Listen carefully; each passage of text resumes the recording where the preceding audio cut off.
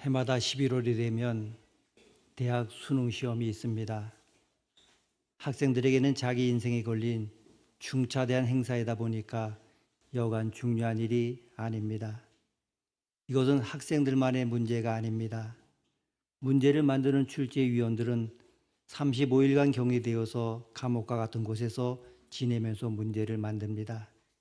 그 문제를 내는 첫 번째로 고려해야 할 조건으로 학생들의 실력을 가늠할 수 있는 변별력입니다. 변별력은 쉬운 문제를 풀라고 해서는 가려낼 수가 없습니다. 출제위원들이 문제를 내면서 학생들이 쉽게 풀기 어려운 이른바 문제를 킬러 문항이라고 합니다. 이 정부 들어서면서 킬러 문항을 없애야 한다고 해서 여러 방법들을 제시하기도 했습니다. 킬러 문항의 유래는 킬러, 살인자라고 하는 뜻인데 이것은 문제를 어떻게든 틀리게 하려는 의도가 다분해서 응시생들의 점수와 정신을 죽인다고 하는 그러한 뜻을 가지고 있습니다. 그래서 살벌한 용어가 아닐 수가 없습니다. 보통 학생들은 최고 난도의 문제를 가리키며 대다수 이렇게 말합니다. 마치라고 낸 문제가 아닌 것 같다. 이러한 공감대가 형성이 되면 그 문제는 킬러 문제로 인정이 됩니다. 그 문제는 주로 대학 수능에서 수학 영역에서 차용되었는데 이후로 로스쿨, 공무원 시험, 토익, 탭스, 인적성 등의 다른 시험에서도 적용되는 용어가 되었습니다. 이렇게 수능에서 킬러 문항이 있다고 한다면 우리에게도 인생 각자의 킬러 문항이 있습니다. 쉬운 문제라고 하는 것은 누구나 다 풉니다. 쉬운 문제는 누구나 해답을 찾을 수 있고 해결할 수 있습니다. 노새 한 마리가 우물에 빠져 울부짖고 있었습니다. 주인이 늙은 노새의 울음소리를 들으면서 곰곰이 생각해 보았습니다. 노새가 빠진 우물은 어차피 못 쓰게 될 것이고 노새도 결국 죽을 것이니까 차라리 흙으로 묻어버리기로 했습니다. 이제 마을 사람들과 함께 우물을 메우게 되었습니다. 흙을 퍼붓자 노새는 자기 등에 흙이 떨어질 때마다 몸을 흔들며 흙더미를 밟고 위로 올라왔습니다.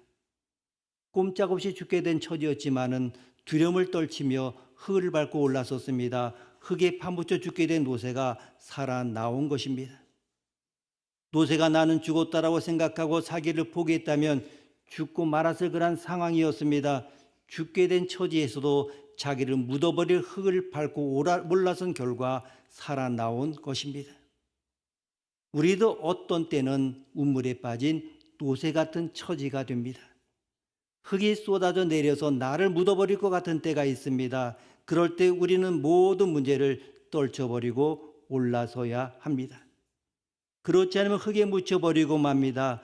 인생은 마음먹기에 달렸습니다. 나를 매몰시킬 세력에게 순응할 것인가 아니면 거부할 것인가 둘 중에 하나를 선택을 해야 하는 것입니다. 맹자는 이런 좋은 말을 했습니다. 대임을 맡기고자 한다면 먼저 그에게 대난을 안겨주라. 인생의 처절한 삼중고를 겪으면서도 역사의 큰 사람이 되었던 헬렌 켈러도 이렇게 말합니다. 인격은 편안하고 조용한 가운데 개발될 수 없다. 오직 시련과 고난의 체험을 통해서만 영혼은 강해지고 비전은 분명해지고 야망은 고무되고 성공은 성취된다 그랬습니다. 시편 속담에도 있듯이 돌이 많은 시내가 아름다운 노래를 만든다. 즉 돌이 없는 시냇물은 아름다운 노래소리를 내지 못합니다. 결국 고난과 시련이 훌륭한 성공을 지닌 큰 인물을 만들어 주는 것입니다. 그렇듯 하나님은 우리에게 쉬운 문제도 주십니다마는 때로 풀기 어려운 킬러 문항을 주실 때가 있습니다. 그 킬러 문항을 잘 풀어야 성숙한 인생의 복을 경험할 수 있습니다. 그러기 때문에 우리는 뜻밖의 고난이나 시련을 만날 때 이런 사실을 알 필요가 있습니다. 첫째, 시련은 불가피한 것입니다. 양이 풀을 뜯어먹기 위해서 때로는 골짜기를 건너야 하듯이 우리가 인생의 정상에 오르려고 한다면 반드시 계곡을 건너야 합니다. 우리가 살다 보게 되면 어두운 골짜기는 꼭 오게끔 되어 있습니다. 역경이나 시련은 만일이 아니라 언제 일어나느냐의 문제입니다. 그래서 본문에서는 만일이라는 단어가 아닌 언제든지라는 전제로 말하고 있습니다. 현대 번역은 이렇습니다. 형제자매 여러분, 여러 가지 시험에 빠질 때마다, 여러 가지 시험에 빠질 때마다 그렇습니다. 우리가 살면서 어려움과 실망 그리고 낙심하게 되는 일들은 기정사실입니다. 이런 일들은 우리의 정상적인 삶의 일부분입니다. 그 베드로는 우리가 시험을 당할 때 놀라지 말라고 당부하고 있습니다. 그리고 두 번째는 시련은 예측할 수가 없습니다. 시련은 불시에 옵니다.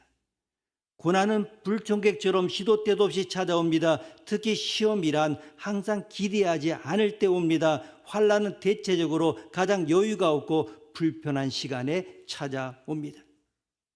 이처럼 시험이라고 하는 것은 예측할 수가 없습니다. 좋게 시작한 하루가 한순간에 아주 나쁜 날로 바뀔 수가 있습니다. 말 한마디 때문에, 전화 한 통화 때문에 하루가 먹구름이 될 수도 있습니다. 어려운 일이나 뜻하지 않은 때 일어납니다. 하필이면 바쁠 때 자동차 바퀴가 펑크가 납니다.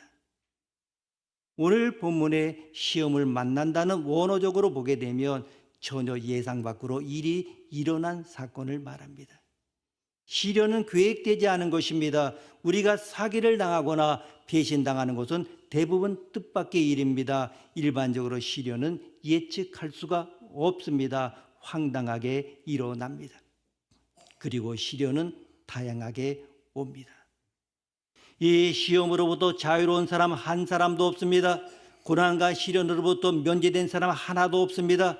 환난은 불특정 다수에게 자유롭게 찾아옵니다. 그 시험은 그 종류도 아주 다양합니다. 특히 인생의 고난과 시련은 그 형태도 다양하고 사이즈도 다양합니다. 여기 여러 가지 시험이라는 원어적으로는 다양한 색채라는 뜻입니다. 시험의 강도도 다르고 기간도 다릅니다. 사람마다 천차만별입니다. 여러분, 아무런 문제 없이 사는 사람은 아무도 없습니다. 어떤 문제나 어려운 일들이 일어난다고 해서 여러분들이 악한 사람이기 때문이 아니라 여러분도 바로 사람이라는 것을 나타내주는 것에 불과합니다. 성경은 악한 사람에게도 좋은 일이 일어나고 좋은 사람에게도 나쁜 일이 일어난다고 하는 것을 분명하게 말씀해 주고 있습니다. 지금 우리가 살고 있는 세상은 천국이 아님을 기억해야 합니다. 시리아 전설 중에 이런 이야기가 나옵니다. 어느 마을에 사냥꾼이 살았습니다. 하루는 외아들을 데리고 사냥을 나갔는데 그날따라 이상하게 토끼 한 마리도 나타나지 않았습니다. 저녁 때가 되어서 돌아오려고 하는데 갑자기 눈앞에 들소의 무리가 달려가는 것이 아닙니까? 사냥꾼은 아들을 그 자리에 있게 하고 들소떼로 쫓았습니다. 그러나 얼마 뒤에 들소 무리는 바람 속에 사라지고 말았습니다. 이상하게 생각하며 아들이 있는 곳에 돌아와 보니 아들은 사라지고 핏자국만 남아 있었습니다. 사냥꾼은 그 핏자국을 따라 골짜기로 들어갔습니다. 멀리 굴이 보이는데 옛 이야기에 흔히 나오는 마녀가 춤을 추고 있었습니다. 사냥꾼은 활을 쏘아서 한 방에 마녀를 쓰러뜨렸습니다. 그리고 그는 굴에서 아들을 찾기는 찾았습니다마는 아들은 이미 죽어 있었습니다. 사냥꾼은 아들의 시체를 옷으로 싸가지고 집으로 돌아왔습니다. 그가 집에 다다랐을 때에 하루 종일 기다리던 부인이 달려나왔습니다. 이때 사냥꾼은 부인에게 진지하게 말했습니다. 여보, 오늘은 진귀한 짐승을 잡아왔어. 이것을 요리해 먹으면 영원히 산다고 하오. 그런데 한 가지 조건이 있어. 이 요리는 근심이나 걱정이 한 번도 없었던 집에서 냄비를 빌려다가 만들어야 한다오. 부인은 그런 냄비를 찾으려고 온 동네를 다니다가 결국 빈손으로 돌아왔습니다. 부인은 말했습니다. 우리 동네에는 근심 걱정이 하나도 없는 집은 하나도 없더이다. 이때 사냥꾼 남편은 이렇게 말했습니다. 그 모든 사람이 겪었던 괴로움을 오늘 우리가 겪을 차례요라며 아들의 시체를 부인에게 보여주었습니다. 이처럼 시련이라고 하는 것은 불청객처럼 뜻밖에 찾아오고 여러 가지 형태로 찾아옵니다. 그리고 실현에는 목적이 있습니다. 이것이 오늘 본문의 주제이기도 하고 모든 성경에 연관된 핵심 주제이기도 합니다. 하나님은 우리로 하여금 인생의 험난한 골짜기를 통과하게 하시는 이유가 있습니다. 우리의 고통에는 반드시 뜻이 있습니다. 고난은 생산적일 수가 없습니다. 고난은 무엇인가 이룰 수 있습니다. 그러면서도 고통의 전문가 욥은 인생의 모든 그러한 고난과 와중에서 이런 여유를 보여주고 있지 않습니까? 욥기 23장 10절 말씀 보게 되면 그러나 내가 가는 길을 그가 아시나니 그가 나를 단련하신 후에는 내가 순금같이 되어 나오리라. 아멘. 이 점이 아주 중요합니다. 시련은 뜻밖에 찾아오지만 뜻밖으로 생산적이 될 수가 있습니다. 하나님은 우리의 삶의 평안함이나 안일보다도 우리의 성품에 더 큰 관심을 가지고 계십니다. 하나님은 우리의 성품이 성숙되기를 원하십니다. 하나님은 우리가 예수님을 닮아가기를 원하십니다. 그래서 고난을 허락하시는 것입니다. 하나님은 인생의 골짜기를 사용하셔서 우리로 성숙한 인생이 되게 하십니다. 사실 우리는 절망과 고통의 밤에 비로소 삶의 의미와 가치를 발견합니다. 베개의 눈물을 적셔본 사람만이 별빛이 아름답다고 하는 것을 압니다. 그래서 미국의 부모님들은 딸이 시집갈 때 진주를 선물한다고 합니다. 그것은 보석의 가치보다는 고난과 시련을 이겨내며 인생을 살아가라고 하는 교훈이 담긴 선물입니다. 그렇습니다. 고급 도자기는 뼈를 부서뜨려서 뜨거운 불로 구워서 만들고 단단한 쇠는 두드려서 만듭니다. 이것이 바로 우리에게 주는 말씀입니다. 시련이 곧 성숙하게 하고 큰 사람을 만들어 줍니다. 이처럼 여러분을 향한 하나님의 연단에는 분명한 목적과 뜻이 계시되기에 야고보서에서는 시련이라는 묵중한 단어를 사용하고 있습니다. 이 말은 구약 성경의 욥기 23장 10절에 한 번 사용하고 신약에서는 베드로전서 1장 7절과 이 본문에서 두 번 사용하고 있습니다. 이것은 원어적으로 강하게 해주며 순수하게 하고 발전하고 성숙하게 해준다는 뜻입니다. 그러기 때문에 우리는 인생의 여러 가지 시련과 고난을 당할 때 어떤 반응과 태도를 취해야 됩니까? 먼저 적극적으로 수용을 하는 것입니다. 오늘 본문 2절에 온전히 기쁘게 여기라는 말은 단순한 마음으로 복잡하게 생각하지 말고 열린 마음으로 받아들이라는 뜻입니다. 우선 긍정적으로 생각하라는 말씀입니다. 여러분, 내가 어찌할 수 없는 현실에 대하여는 우선 받아들이고 믿음으로 하나님께 맡겨야 하는 것입니다. 데일 갤로웨이는 현실을 받아들일 수 있는 수용의 능력을 이렇게 일목요연하게 정리하고 있습니다. 받아들인다는 것을 피할 수 없는 이들과의 싸움을 그만둔다는 의미다. 받아들인다고 하는 것은 수없는 상처들을 멈추게 할 수 있다. 받아들이는 것은 우리가 변화시킬 수 없는 일들에 대하여 걱정하지 않게 한다. 받아들이는 것은 우리로 하여금 하나님께 맡기고 그대로 둘 수 있게 한다. 그때 우리는 그대로 남겨둬야 할 것과 변화시켜야 되고 알게 될 것입니다. 그리고 그 결과는 내적 평온함입니다. 그렇습니다. 우리가 맡길 때 평온해집니다. 내가 그 모든 무거운 짐을 지고 있다면 우리는 불안해서 견딜 수가 없습니다. 두렵습니다. 그러나 주님께 십자가 앞에 그 모든 짐을 내어놓았을 때 우리는 평안해지게 되는 것입니다. 여러분, 인생은 내가 다 풀어가는 현장이 아닙니다. 그렇다고 운명이나 팔자에 맡기는 것도 아닙니다. 우리는 살아계신 하나님께 맡길 수 있음이 얼마나 든든합니까? 두 번째는 인내를 기르는 기회로 삼는 것입니다. 이 본문은 매우 실제적인 헬라 문화의 배경을 지니고 있습니다. 한 사람의 견습공이 기술을 완전히 연마하여 결격 사유가 없는 도제가 되기까지는 적극적인 인내가 필요하다는 말입니다. 우리는 작은 기술 하나 배우는 과정의 성패도 참고 견디는 훈련에 달려 있습니다. 여러분, 우리가 시련을 극복할 수 있는 그 지름길이 있다면 그것은 곧 끝까지 참고 견디는 인내심입니다. 참는 것은 잠깐이지만 누리는 기쁨과 보람은 영원합니다. 앤드류 머레이는 이렇게 정의해 주고 있습니다. 우리가 고난당할 때 하나님은 왜 오랫동안 지체하시는가? 하나님이 지체하실 때마다 하나님은 우리에게 갑절의 복을 준비하고 계신다. 아멘. 조지 밀러는 이렇게 해석합니다. 하나님이 당신의 자녀에게서 무언가를 빼앗아 가시는 이유는 좀 더 나은 것을 주시기 위해서다. 여러분, 역사의 위인들을 보게 되면 인내에 익숙한 사람들입니다.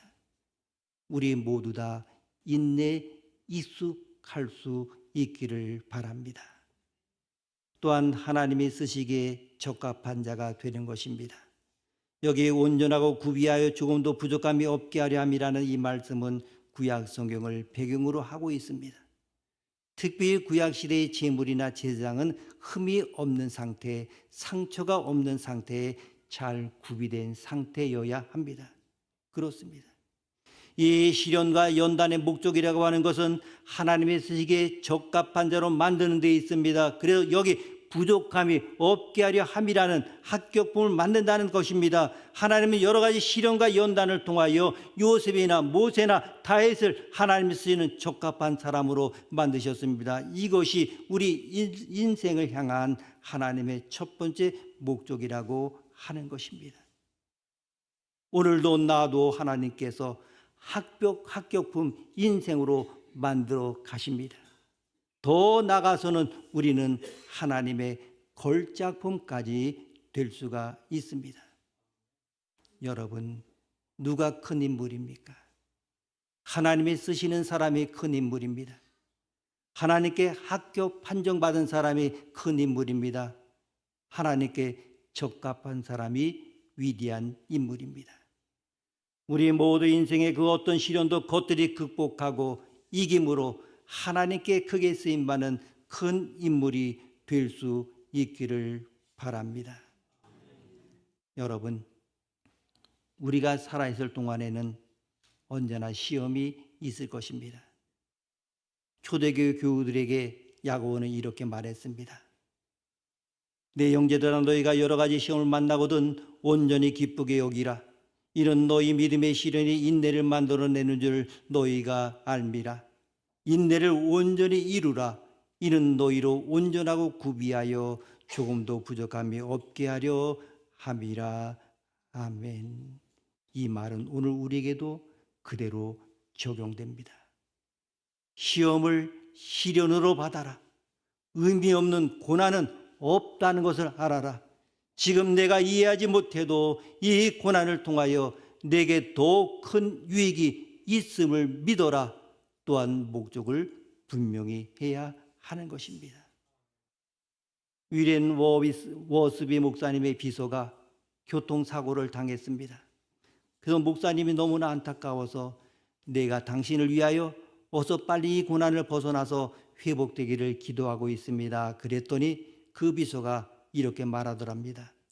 목사님, 그렇게 기도하지 말아주세요. 오히려 이 고난 속에서 하나님께서 나를 통하여 이루시고자 하는 것을 내가 온전히 이룰 수 있는 사람 되게 하기 위하여 기도해 주세요. 이렇게 말하더랍니다. 저 같으면 이 소리 듣고 한마디 했을 것입니다. 내가 목사해라. 여러분, 목사보다도 더 믿음 좋은 사람 많습니다. 그 상황 속에서 그런 고백할 수 있는 것, 정말 아름다운 결과를 얻기 위해서 그것 동안 나를 통한 하나님의 역사를 생각하며 기도하는 사람은 그 이후에 보게 되면 너무나 주님의 놀라운 축복 속에서 감사하고 있는 것을 봅니다. 여러분, 하나님은 우리에게 쉬운 문제도 주시지만은 때로는 풀기 어려운 킬러 문항을 주일 때가 있습니다. 그 킬러 문항을 잘 풀어야 성숙한 인생의 복을 경험할 수 있습니다. 그런데 그 어려운 킬러 문항을 잘 푸는 방법, 그 힌트가 성경에 있습니다. 오늘 본 말씀 2절입니다. 2절 말씀 함께 읽습니다. 내 형제들아, 너희가 여러 가지 시험을 당하거든 온전히 기쁘게 여기라. 아멘. 여러 가지 시험을 만나거든 온전히 기쁘게 여기라. 말씀의 요체는 문제의 길로 문항을 만나거든 온전히 모든 것을 기쁘게 생각하라는 것입니다. 기쁨은 카라가 원입니다. 그 뜻은 기쁨의 원인입니다. 어려운 시험의 기쁨의 원인이 된다. 길로 문항이 풀기 어려운 시험이 왜 기쁨의 원인입니까? 결론은 간단합니다. 그 문제를 풀면 그 대가와 보상이 크기 때문입니다. 길로 문항과 보상은 같은 단어입니다. 그래서 기쁨의 원인이 되는 것입니다. 사법시험은 자체가 킬러 문항들입니다. 그것을 풀고 나서 주어지는 보상은 우리가 익히 알고 있습니다. 나에게 다가오는 킬러 문항들이 있다면 기쁨으로 영접하십시오. 그 문제를 풀면 보상은 상상 초월할 것입니다. 기도하시겠습니다. 하나님 아버지, 오늘 말씀을 통해 우리의 삶에 찾아오는 시련과 어려움, 그 속에 담긴 주님의 뜻을 다시금 깨닫게 하심에 감사합니다. 인생의 크고 작은 시험들을 우리가 마주할 때마다 킬러 문항과 같은 문제들 속에서도 주님의 깊은 섭리와 계획을 믿으며 온전히 기쁘게 여기기를 원합니다. 우리가 할 수 없는 것들에 대해 두려워하지 않고 도리어 주님께서 함께 하심을 신뢰하며 기쁨으로 나아가게 하옵소서. 고난 중에 우리를 연단하시고 이 과정을 통해 우리의 믿음이 성숙하게 만들어주시는 하나님, 그 어떤 어려움도 허락하신 이유가 있음을 알게 하시고 우리가 지혜와 인내로 이겨낼 수 있도록 강한 믿음과 힘을 더하여 주옵소서. 주님, 우리 힘과 능력으로는 해결할 수 없는 일들 앞에서 더욱 주님께 의지하게 하시고 그 길을 인내하며 걸어가게 하옵소서. 결국 이 모든 과정을 통해 더 성숙하고 더 큰 기쁨을 얻게 하시고 주님의 손에 쓰임받는 귀한 도구가 되게 하여 주옵소서. 존귀하신 예수님의 이름으로 기도드립니다. 아멘.